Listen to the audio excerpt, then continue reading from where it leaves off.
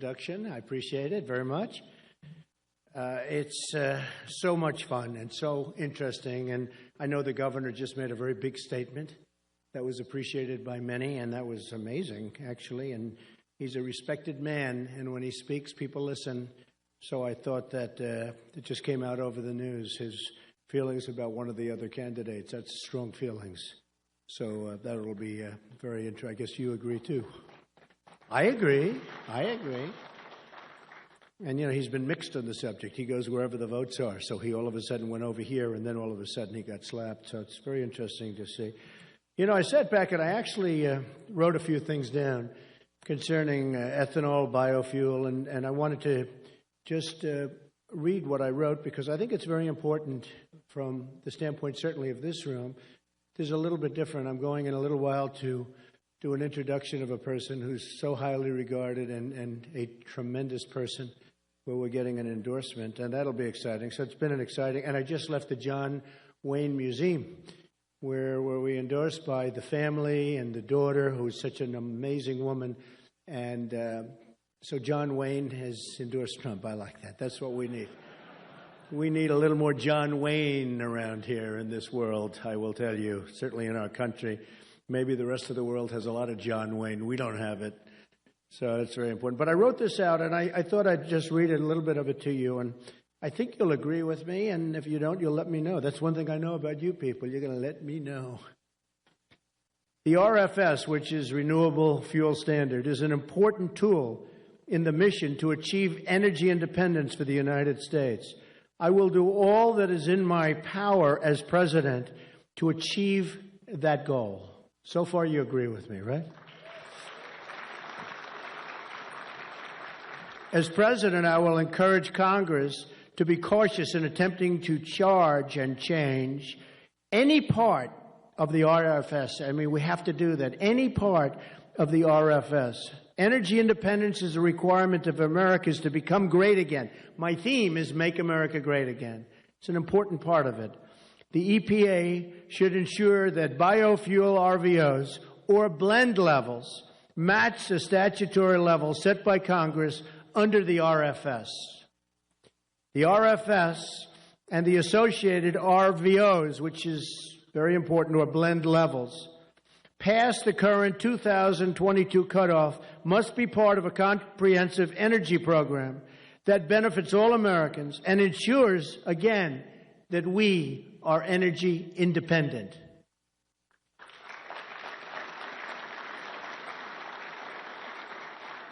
As president, I would encourage regulators to end restrictions that keep higher blends of ethanol and biofuel from being sold. So we are with you, folks, and we've been with you from day one. And I was over here about 4 weeks ago, and I actually toured some of the plants. I met a lot of the employees. It's amazing what's going on with ethanol, with biofuel, with the different elements. It's a different world, and we're going to remain energy independent. We're going to be energy independent. We could have been there a long time ago if we would have been allowed to be there, but it's very important, and you do a fantastic service. I know not everybody's there, but I am there with you 100%, so that's the story, and congratulations.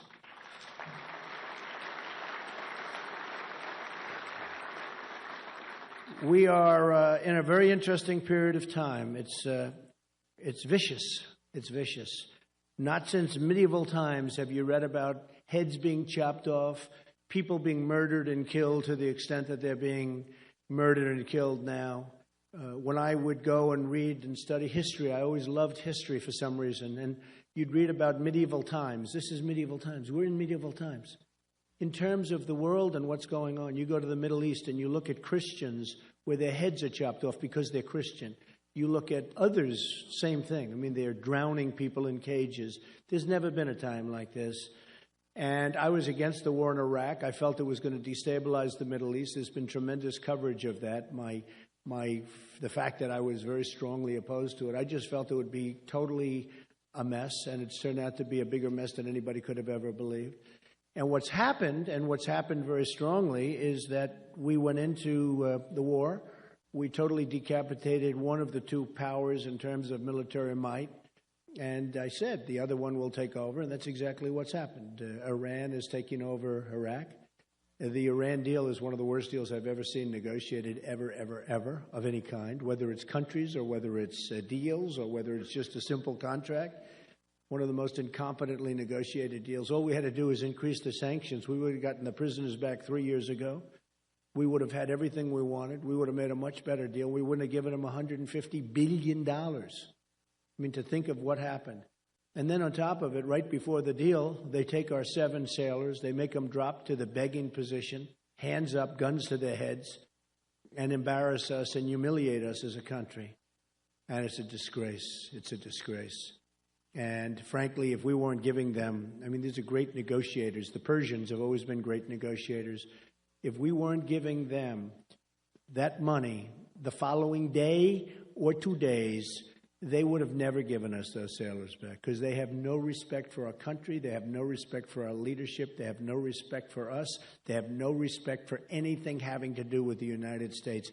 They will respect us again. Believe me. Believe me. So I saw what happened, and I watched, and I've been watching what's been going on with the country and how sad it is, actually, if you look at so many different things. We're losing with the military. Our military is being decimated with cuts and problems and not having proper leadership. We can't beat ISIS. You know, there was a time we could beat Germany, we could beat Japan, we could beat whoever was in front of us, but now we can't beat ISIS, which is a group probably of 30,000 people, and they're dispersed in a certain way. That shouldn't bother. I think General Patton would have figured it out. Do you agree? Very quickly. I think General Douglas MacArthur would have figured that out very, very rapidly, very, very quickly. So we will get that figured out, and we will knock the hell out of them, because we can't. You know, while I didn't want to go in, the way we got out was wrong. We got out, and we announced a date, and the enemy sat back and waited. They probably couldn't believe that we were announcing a date, but we announced a date, and after that date was announced, the enemy pulls back, they waited, we got out, and look what's happened now. Look what's happened now. Then you have the migration, where we want to take in thousands and thousands and thousands of people. I think far greater than any numbers that you're hearing, frankly. And we have no idea who these people are. So we want to have strong borders. We want to have strong lines. You know, this all started. One of the reasons I'm doing so well in the polls, and I think I'm doing really well in Iowa. I think it's really, really been strong in Iowa. I think even stronger than the polls say. And the polls have us pretty much in first place, or at a minimum tied for first place. CNN had a poll recently, 33-20, with me being the 33, which is nice.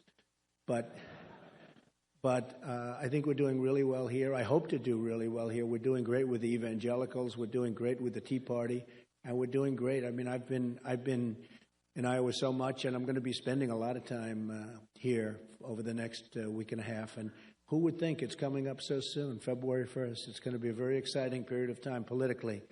Then we go on to New Hampshire. We go on to South Carolina and Nevada and the SEC. The whole thing is going to be very exciting. And although I will tell you, it's only going to be exciting if I win. If I don't win, I just wasted one hell of a lot of time. But if I don't win, I'm not going to be so excited. I guess you're right. I'll be the opposite of excited. But one of the things I'm doing is, and I think it's a big advantage in terms of people and popularity, I'm self-funding my campaign. I'm not asking all of you biofuel people and you ethanol people. I'm not saying, please, can I have money? Can I have money? I don't want anything. I do what's right. So when I want to go with ethanol, I can go with ethanol. It's a big difference. Don't forget, other candidates are supported by the oil industry. They're supported by people totally in the oil industry, and they have them totally wrapped up. And me, I'm going to do what's right for the country. I'm going to do what's right. Nobody's going to come to me and say, Donald, I gave you $5 million, and I hope you're going to remember that, and I hope you're going to do something that maybe it's not so good for the country, but it's good for him or her. And it's not going to happen that way. We're going to do what's right. So I'm self-funding my campaign. I'm not taking contributions. I'll tell you what, I would have had the biggest super PAC you have ever seen, with the money I've turned down, where I tell people I don't want it, I can't do it, and I'm turning down friends. I wouldn't even do anything for them. I'm going to do what's right anyway. I was actually with a group in Iowa about 2 months ago, big group, probably 4,000 people, and I said, listen, I feel so foolish not taking all this money that's being, when you're number one, I've been number one practically from the time I announced. And June 16th, big day, that's when I talked about illegal immigration. Man, did I get hit. I talked about that, and then people found out, hey, he's right. And we've been right about a lot of things. We've been right about the military. We've been right about terminating Obamacare and coming up with a much better solution at a lot less expense for the people. But we've been right. And I will tell you that from the time I announced, it has been a fabulous experience. And when I was talking to these 4,000 people, and they were great people, I said, look, let me take the money. I did a poll, much more accurately than those guys can do polls. I mean, I did the greatest poll, 4,000 people from Iowa. I said, let me take the money. I feel so foolish not taking it. It's millions of dollars, millions. I would have made Jeb Bush's to 125 million. Can you imagine? He spent 125. He's got 125. He spent like 70 or 78 or 80. And he's like doing terribly. I'm in first place. I haven't spent anything practically. Now I'm going to spend. 2 reasons. Number 1, I feel guilty. Number 2, I don't want to take a chance. Does that make sense? So I said to this group, 4,000 people, I said, so everybody, ready? Can I take the money? I promise it won't have any influence. They all stood up and they booed. Don't do it. Don't do it. No, no, because they're smart. Because they're smart. And then I said, who in the room says it's okay for me to take the money? And there was one person in the very back of the room, actually looked like a very sleazy character, stood up and said, you could take. So I was amazed, actually. And you know, my people told me that would make. I've actually had some people that if you're rich, that you can do that, that would be an amazing thing because it would be a big advantage. I never knew it was going to be that big of an advantage, but a lot of people respect the fact that I'm self-funding my campaign because they know I'm going to do what's right. I often tell the story of Ford moving into Mexico. And they won't do that. I mean, there's so many people representing Ford that some politician that relies on money coming in, Nabisco moving into Mexico, their big plant from Chicago. There's so many people representing companies like Nabisco and Ford that, believe me, they have a tremendous power over the politicians. They're like puppets, just like puppets. So I'm going to do it a way that hasn't been done before, maybe, or maybe certainly hasn't. I mean, on either side, everybody is taking money from all these different groups, whether it's the oil people or whether it's any people that you talk about, the retailers. Every group is well covered. And every one of these people is not going to necessarily do the right thing for the people, for the country, for the United States. They're going to do the right thing for the company they represent or the company they own a piece of or own in its entirety. So you're going to get a really fair shake from me, and you know, I just tell you very strongly that's the way it is.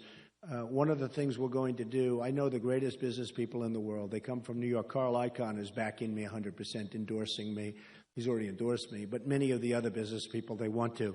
Nobody knows who they are. That's one of the problems. I mean, it's like, oh, I want to endorse you. I say, nobody knows who you are, but I know who they are. They're killers. But this is what we want negotiating for us. We want these great negotiators, these great people negotiate. We're losing so ridiculous. It's actually much more. It's actually now, I believe, hit over $500 billion in a trade deficit with China. $500 billion. We can't lose that money.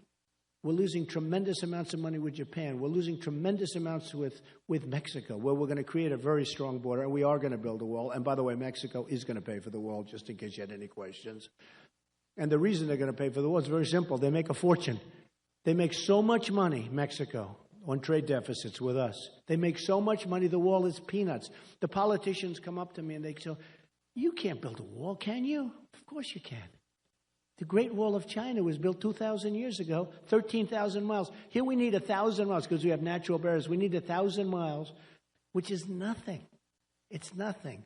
And the cost is nothing compared to what we're losing. People are pouring through. And I want people to come into the country, but I want them to come in legally. They have to come into the country legally. So I know this is a very specific group, and I don't want to keep you very long, and we're going to have some interesting things to say today at another meeting. But this was an important meeting, and I wanted to let you know how I feel. And I've been that way for a long time, and your representatives have been great. Because when I was here 4 weeks ago, I mean, they took me into plants. I said, enough already. Okay, you've convinced me. I don't want to see any more plants. I don't need to see any more. Believe me. But I think it's great. Actually, it's amazing and incredible what you do and how you can do this. And the whole process of the plants and the creation of this fuel is fabulous. So I'm with you 100%. I wish you a lot of luck.